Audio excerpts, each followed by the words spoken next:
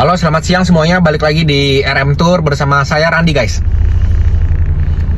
Oke, hari ini saya mau membahas mengenai topik-topik yang sering ditanyakan oleh para peserta ya, mengenai detail-detail pada saat interview ya, pada saat kalian interview di kedutaan Amerika ya guys ya, mengenai visa Amerika ya.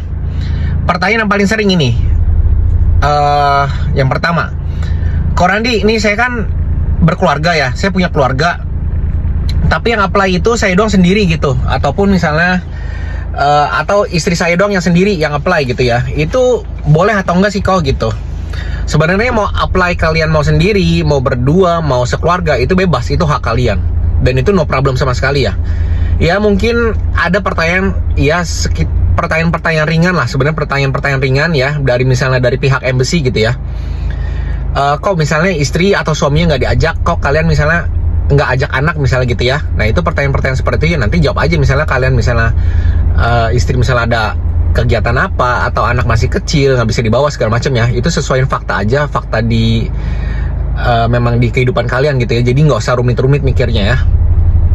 Nah, oke, pertanyaan kedua selanjutnya, Ko Randi, ini kan saya mau apply sekeluarga gitu ya, ataupun Ko Randi, ini saya mau apply suami istri gitu ya, suami istri berdua.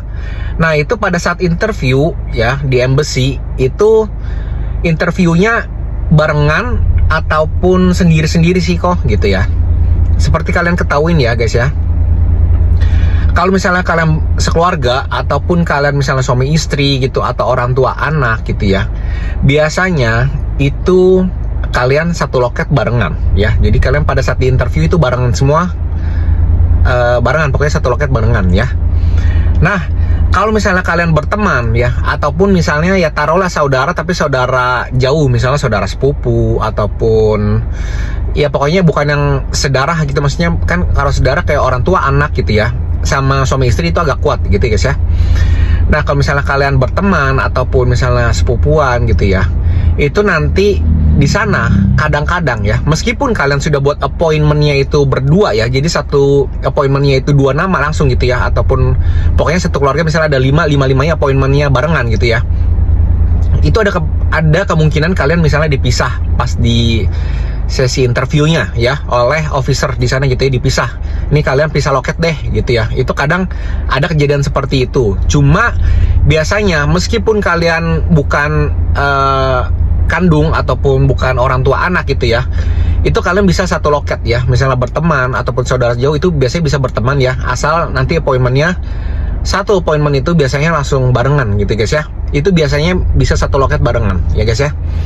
Nah selanjutnya pertanyaan lagi yang penting, kok ini kan misalnya saya temenan nih, misalnya bertiga gitu ya, ini peluangnya kalau misalnya di approve satu, approve semua, atau misalnya ada yang di approve, ada yang ditolak gitu ya, atau misalnya ditolak semua gitu kok. Oke, saya jawab di sini ya.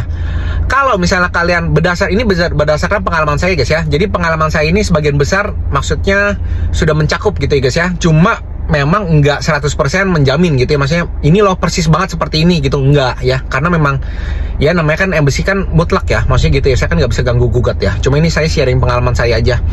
Nah kalau misalnya kalian posisi orang tua anak ataupun suami istri gitu ya, ataupun keluarga, biasanya satu di approve, yang lain di approve, satu ditolak, yang lainnya ditolak.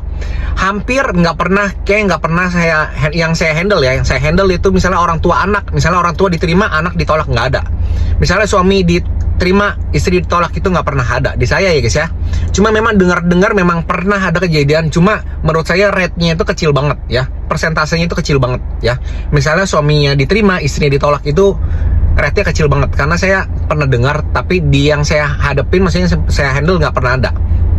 Nah kecuali pengecualian, misalnya kalian berteman ya, itu ada kemungkinan besar misalnya satu diterima, yang satu ditolak, itu ada ya. Ataupun misalnya kalian sepupuan, ataupun misalnya saudaranya jauh lah, misalnya tante keponakan, misalnya sepupuan gitu ya, itu kan agak lumayan jauh gitu ya, maksudnya nggak yang sedarah gitu ya. Nah itu kategori bisa tuh, yang A ditolak, yang B misalnya diterima, itu ada, betul.